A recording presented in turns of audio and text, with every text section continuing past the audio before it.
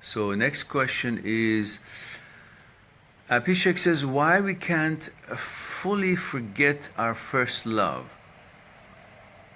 even when we are already in a relationship with someone else. Yeah. Well, it's kind of saying, I had a white sheet of paper in front of me, and I start drawing in the drawing class. And why is it that I can't forget it? Because there was nothing else on the sheet. That's the only thing, the first thing that came on that sheet. So its picture resonates with you very clearly, because before that, there was no other memory, no other experience to kind of cover it or interfere with it or not.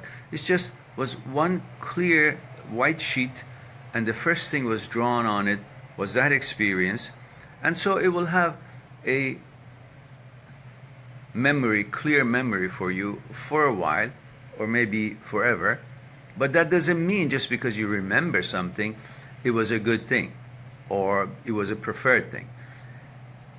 The fact that it was the first thing you saw or you experienced about that emotion of love, you thought it was love for that age. As you grow and have more experience and see things, you expect different things from love. So now you look back, you will see that that was not love. It was just love at that time, at that age, with that understanding of the knowledge that you have in your consciousness and what you expected love to be at that level of maturity. It's like being in grade 2 and thinking this is all there is in math. Very interesting thing for you. 2 + 2 = 4. Wow! 2, 2, 4. I don't have to count anymore. There's a rule for it. I can figure it out. So that's a big thing for you. You will never forget that. But that doesn't mean that's the whole story of math. You'll go to grade 5, and to you, 2 and 2 + 2 = 4 is no longer math. It's just the child's play. So same thing, depending on where you are, how exposed you've been to certain kind of a knowledge or experience, that may look to be such a big deal for you at that stage of the life, that stage of experience or knowledge. So for you, that love was like that clean piece of paper, which for the first time something was drawn on it, and you will remember it because the contrast between the white paper and what was drawn on it is very clear.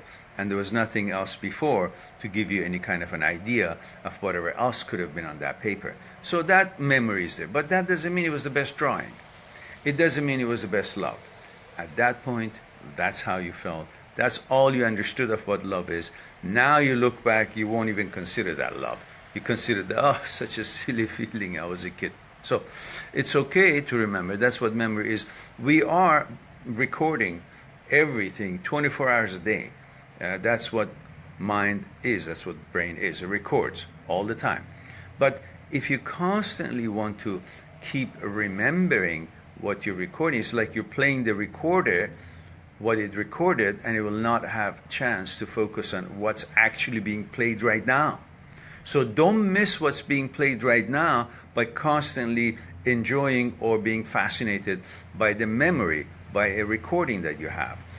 You know, the movies that you watch is a recording. At one time, it was being filmed, it was being recorded. That was alive, that was real, that was happening.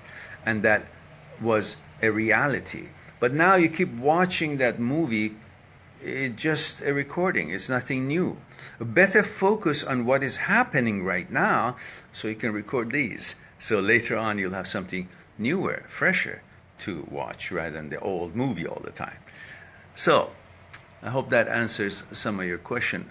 So remembering it is okay, but remembering the old love doesn't mean it was a good love, or it was the right love, or it was what you expected, or what you wanted.